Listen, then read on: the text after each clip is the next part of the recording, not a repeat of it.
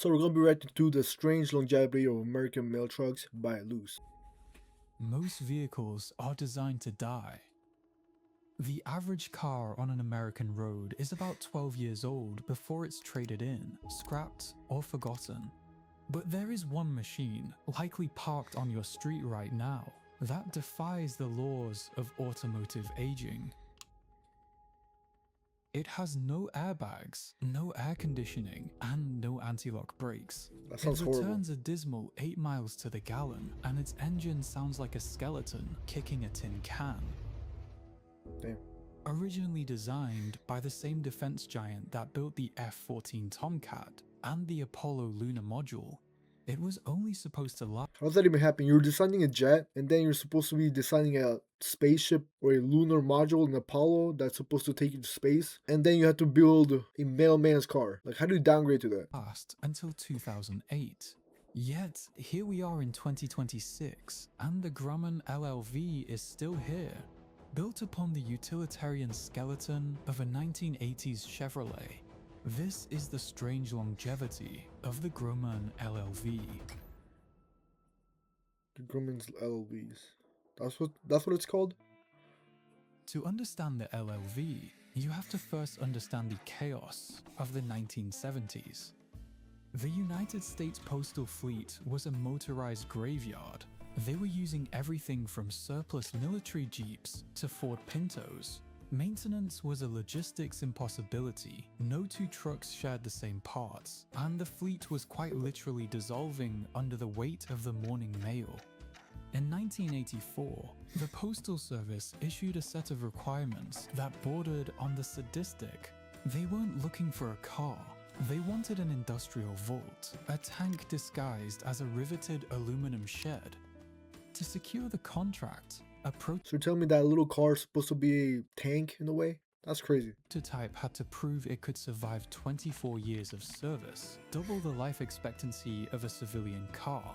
It was then subjected to 24,000 miles of gravel and Belgian stone, followed by the impact of 35,000 consecutive potholes.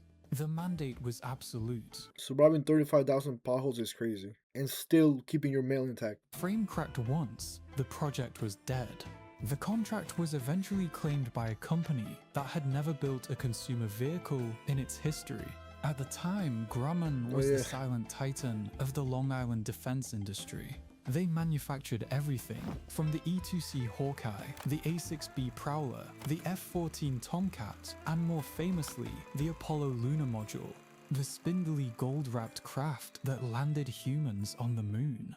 It's one small step for man, one giant leap for Grumman. At the time, Grumman wasn't a household name. Every American had seen their work, but few knew the names behind the machines. Grumman saw the USPS contract as more than a payday. It was a chance to embed themselves within the fabric of the country. As one spokesman put it, "We are not a vehicle company. However, this vehicle is something that's going to touch the lives of every American family." And so, the design process commenced.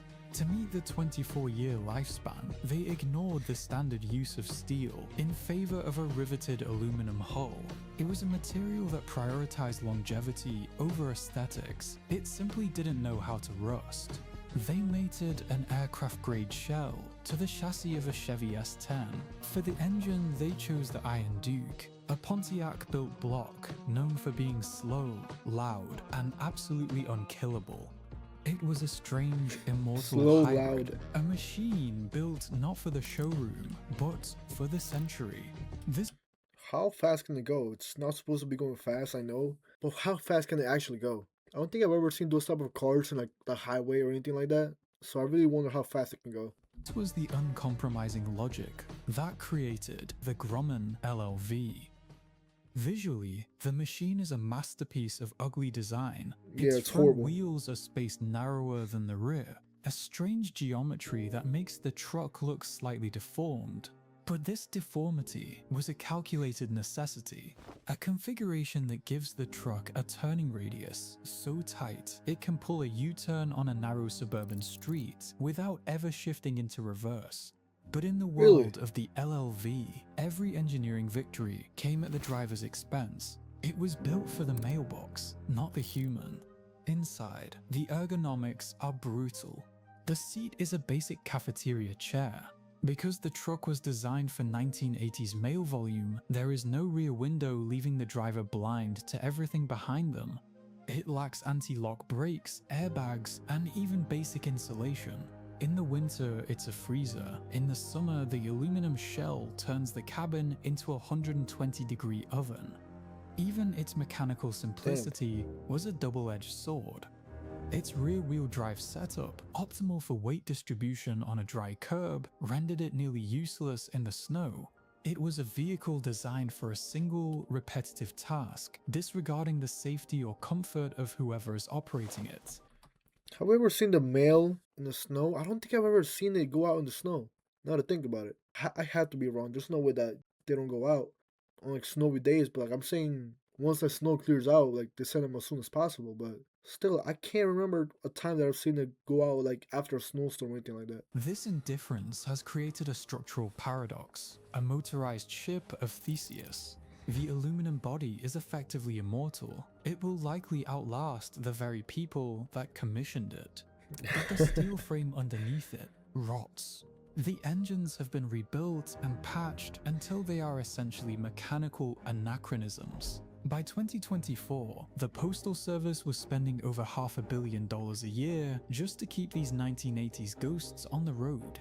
The United States Postal Service was no longer just operating a fleet, it was subsidizing an institutional refusal to move on. The era that birthed the LLV was defined by the envelope. Today, it is defined by the parcel. A vehicle built for a world of paper envelopes and magazines is a physical mismatch for the logistical demands of e-commerce. Longevity has essentially become a defect. Because the shell refused to rot, there was never a clear breaking point to force a new investment. This in turn left the Postal Service using a 1980s frame to handle the physical volume of a different century.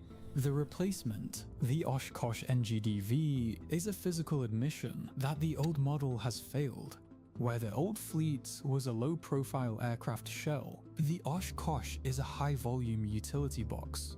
It addresses the variables the 1980s ignored. Oh, There is air conditioning, a 360-degree camera, and a roof tall enough so a carrier can actually stand up. It's dude, it might be better in that way, but it looks way uglier. I'm gonna be honest with you. The old look just looks better than this one, but this one is just way better. Like more handy, AC, and it's not a furnace on the summer. a machine designed for the human operator, not just the male. But the rollout has been just as awkward as the vehicle's design. It was delayed for years by political disputes over engine efficiency and the massive cost of building a nationwide model that favored electric charging over gasoline. The state officially calls this transition a fleet modernization. I think it's something else. I think it's the final admission that they can no longer maintain the mechanical ghosts of the 20th century.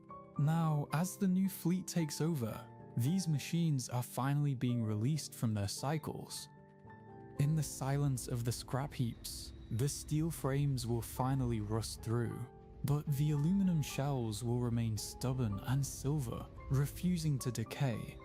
The long-life vehicle hasn't died. It has simply been released from its service, a mechanical ghost of a century that no longer needs it. Videos about the smallest things, like you wouldn't think of making a video about that, but still, that was a good video. Moving on to the next one.